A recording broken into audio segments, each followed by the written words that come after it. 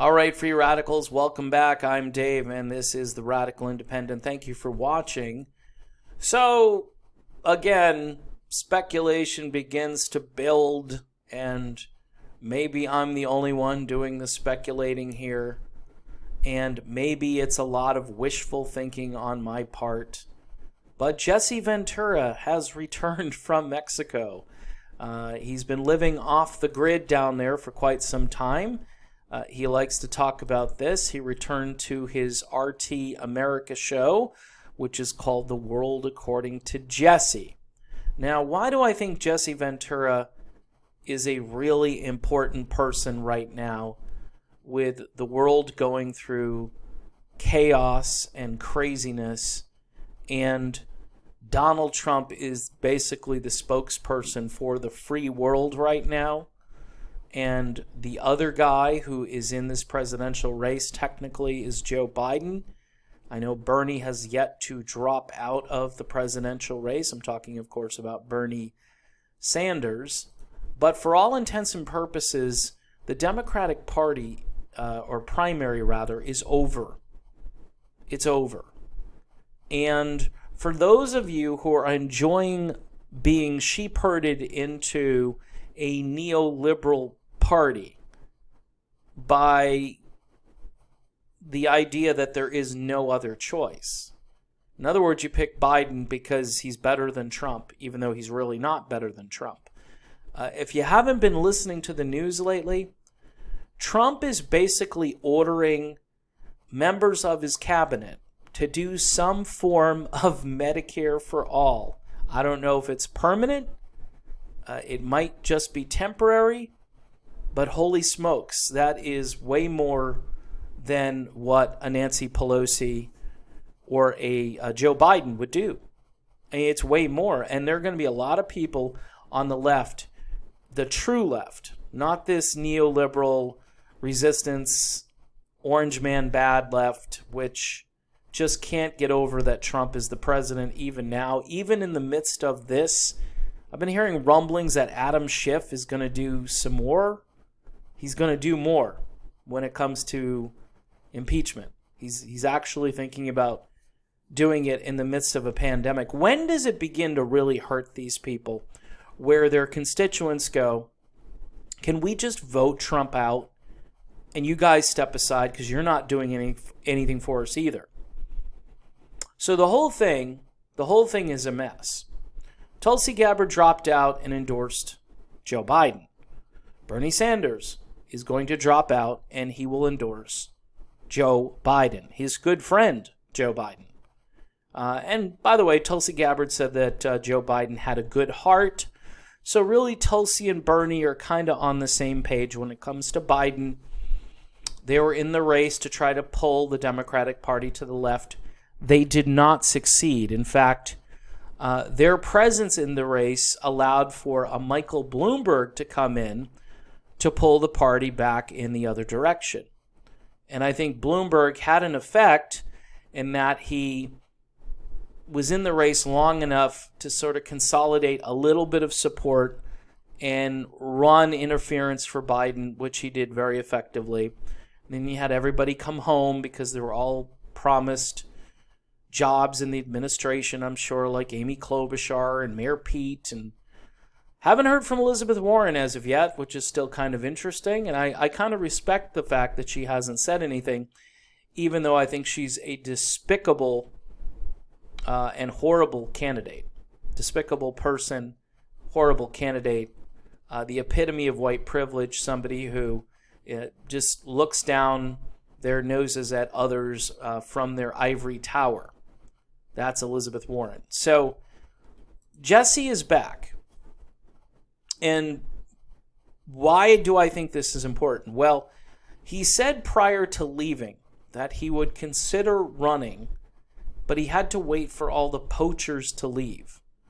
Well, other than Bernie Sanders right now, and there's a new development with Bernie Sanders and the Green Party, and I'll mention it briefly here, and it could be a video. I might cover it separately in a video just so folks will get the message, because they might not watch this video to hear about what Bernie Sanders has been offered But Howie Hawkins, who supposedly is the leading candidate for president in the Green Party, said he'd be willing to step aside for Bernie Sanders, which is quite remarkable, and it shows, it really tells me that Howie Hawkins, even he thinks he's a weak candidate for president. That's why I prefer Dario Hunter.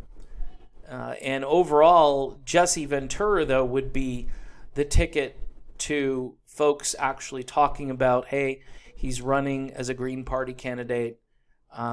These are all the things that we want. He believes in the futility of these wars that we're fighting to start with. He talks about that all the time on his program, this show, and he's done countless interviews. He's talked about running in the Green Party, and he's even toyed around with vice presidential names, which were quite interesting. I think Cynthia McKinney was one of them, but there are others out there who I think would, work very well in this situation. And as much as I'm speculating, I'm also hoping. I don't know anything for sure. I have no idea. Maybe it's just another publicity stunt by Jesse to get folks to watch his TV show. I'm not that cynical, though, and I don't think Ventura is, like Donald Trump Jr. or anything like that, even though there really is a Donald Trump Jr. But in other words, I don't think he's just doing it for publicity. I think he's doing it to maybe just rattle the cage a little bit, put some feelers out there to see if people are hungry for this. And here's my advice to everybody. If you'd like to see Jesse Ventura running for president as a Green Party candidate, it would be a game changer in this election cycle, because we are running out of good choices. Again, I would probably take Dario Hunter if nothing else occurs and we just continue on and these are the candidates that are running and this is all we have and Jesse doesn't do anything. For those of you still hoping that Tulsi Gabbard is going to come around, she's not. She's definitely not. She's endorsed Joe Biden, and her campaign for president is now over. So I would just like to offer my support for Governor Ventura if he did decide to run, and I would put as much emphasis on his running in the Green Party if he decides to do it for president as I did. Probably I'll do more than I did for Tulsi Gabbard, because he wouldn't be running in a party that is so corrupt that they would rig their primary against him. It's a party that truly believes in the things that many so-called progressive Democrats talk about. They all talk a really good game, but none of it really gets done. So that's where I'm at in all of this, doing a little bit of speculation. I've done it before. The reason I talk about Jesse is I'm hoping that one of these videos will go viral, and then maybe somebody will say, hey, Governor, I think they want you. I think we need you. I think the country really needs you. And he served his country before, and I think in this day and age, with the world around us just crumbling and going to chaos, I truly believe that Governor Ventura would be the right man at the right time for this and to bring people together. I think he could bring both the left and the right together. I think he wants to root out corruption. He's not your average politician. He's definitely not beholden to any special interest groups, and I'm pretty sure he would make a fantastic president.